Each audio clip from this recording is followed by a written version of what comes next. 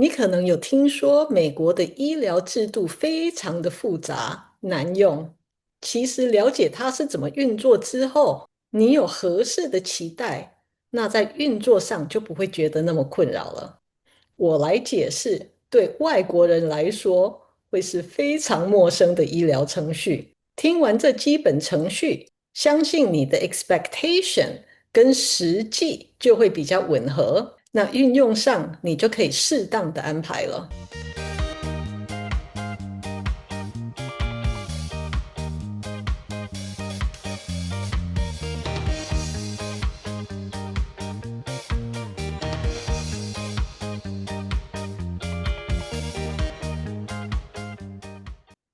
嗨，欢迎来到 Embark Channel，我是居住在美国40年的 Lisa。美国的医疗运用对大多数的人而言都是透过保险，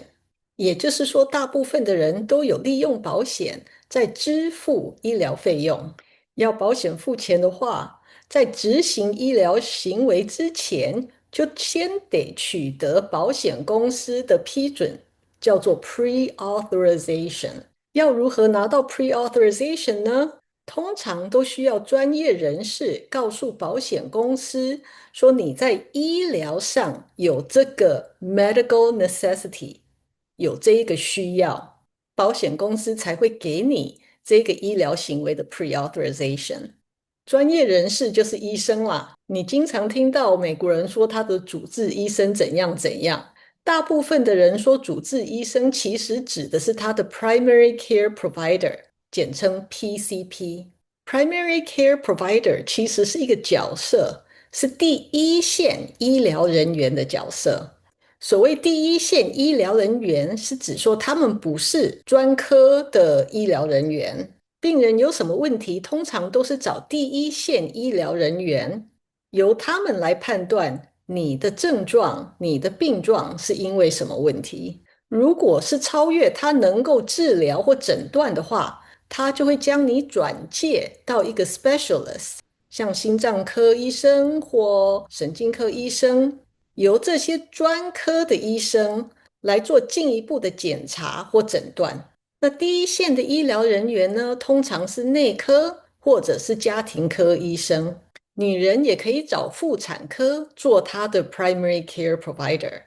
小朋友则都是由 pediatrician 小儿科在做 primary care provider 的。所以我说 primary care provider 是一个角色，是因为有很多种人可以扮演这个角色，通常是医生。这些都是当你有病症，但是不知道病症的原因的时候，你会去找的医生。所以我们称他为第一线医疗人员，因为他们是进入医疗系统窗口的第一站。经过他们对你的病状的诊断，如果他觉得你有需要看专科医生或做特殊的检查，那他就会跟保险公司说你有这个需求，基本上帮你背书啦。保险公司看到有专业人士帮你背书，就会给你这个 pre-authorization 了。有了 pre-authorization，你就可以预约专科医生或特殊检查，通常都要你拿到 pre-authorization 之后才让你预约。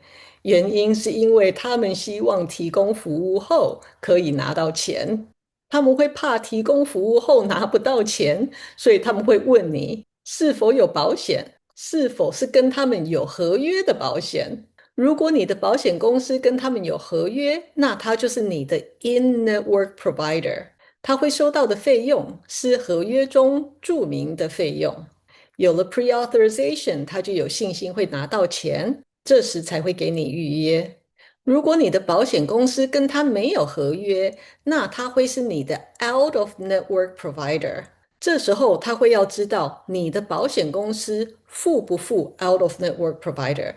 有的保险公司是完全不付 out of network provider，有的则是付部分的钱。如果你有 pre-authorization，让这一个 out of network provider 有信心，他可以拿到一些钱，那他就会给你预约。但是如果他没有信心可以拿到符合他成本的费用，这时候他可能就不让你预约了，即使你有 pre-authorization。所以为了不浪费时间，最好是从 primary care provider 那里拿到 referral 的时候，就先要求你的 referral 是一个 in-network 的 provider。了解有这些行政程序，我们现在来看这会如何影响你就医的时间轴。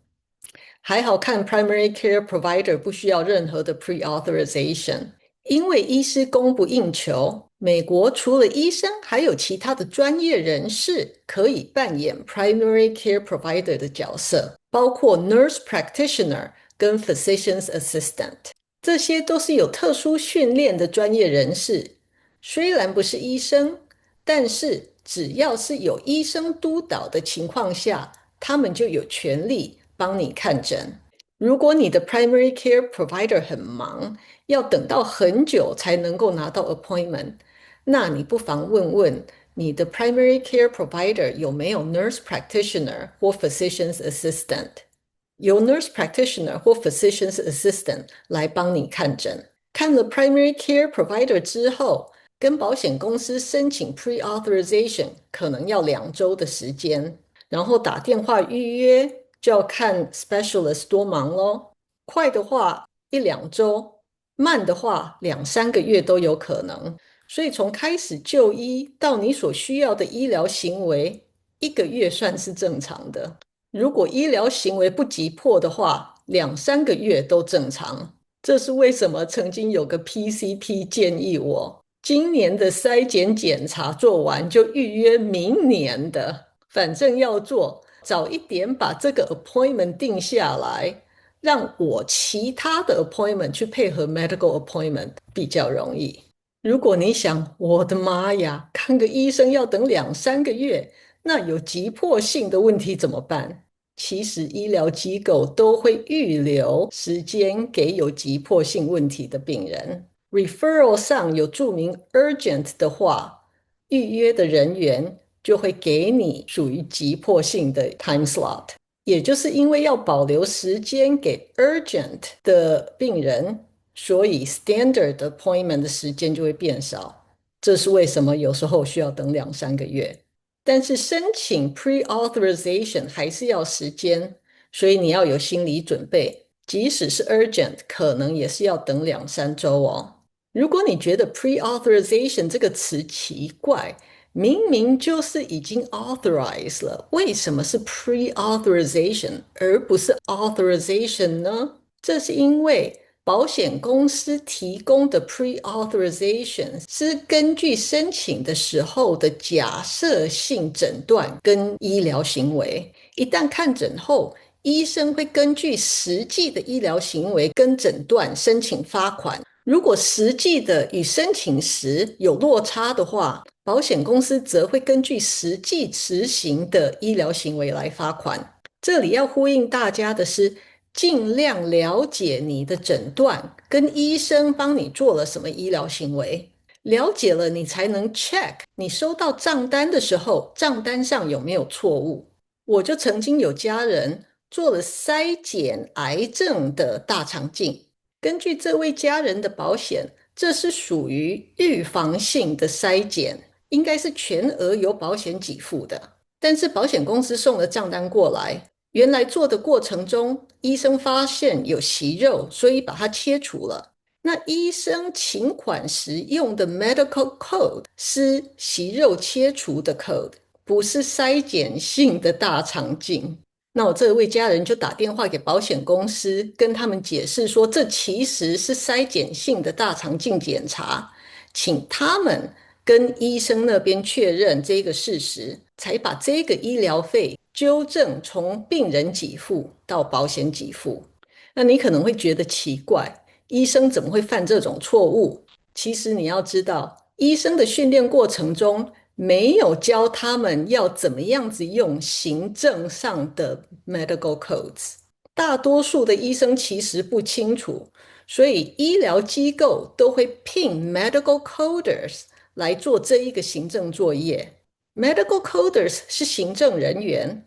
他们的工作就是将医疗行为转换成 medical codes， 然后跟保险公司申请发款。而大部分的 medical coder 没有医疗训练，很多医疗行为他们也不清楚，所以用常 code 其实常发生。这是为什么我呼吁大家要尽量的了解你自己的医疗状况，这样你才能够纠正可能发生的行政错误。美国这复杂的行政作业是著名的麻烦，没人喜欢，但实际情况就是如此。所以你要尽量的去了解，才能够有效的达到你需要的医疗服务。我鼓励你重复的听这一个影片，听越多次就会越熟悉。还有，美国的保险规范是由州政府在监控的，也就是说，每一州的行政程序都有可能不太一样。因此，同个保险公司在每一州的运作程序也有可能稍微不同哦。公司里面最能够帮助你深入了解以及回答问题的人，就是 Human Resources 的人了。当然，你也可以 reach out to us，我们会尽可能的协助你。如果你有关就医的故事可以分享，欢迎你留言，但记得要保护自己的隐私，不要公布个人隐私性的资料哦。相信你的经验可以帮助新移民。谢谢观赏，请给我一个赞、订阅，还有分享这个频道给需要的人哦。拜拜。